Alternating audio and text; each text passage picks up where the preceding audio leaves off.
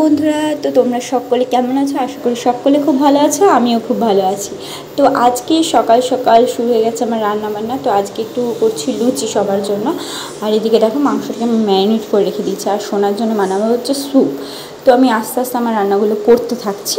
তো আমার রান্নাবান্না কমপ্লিট করে টোরে আমি এখন চলে এসেছি ওপরে। তো আমার দৈনিক বাকি যে কাজগুলো আছে সেগুলো আমি এখন কমপ্লিট করে নিচ্ছি। তো আজকে তোমাদের বন্ধুরা নিয়ে যাবো একটা জায়গায়, যেই জায়গাটার সাথে আমার অনেক স্মৃতি জড়িয়ে আছে। তা সব কিছুই তোমাদের সাথে শেয়ার করব। দেখো বন্ধুরা, তোমাদের সাথে কথা বলতে বলতে আমার কত কাজ আগিয়ে গেল।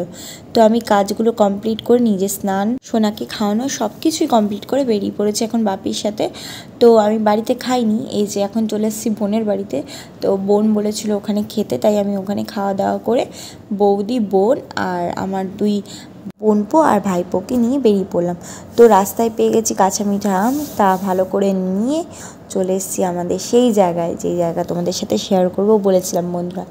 তো এই জায়গাটা এত ভালো লাগে, চারিপাশটা শুধু গাছ আর গাছ।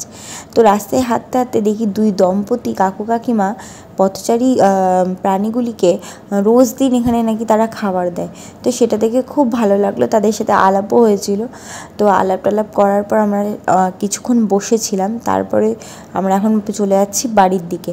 তো এ দেখো এত সুন্দর জায়গা, খালি চারিদিকটা সবুজ আর সবুজ। এই জায়গাটায় আসলে মনটা একদম ভরে যায়।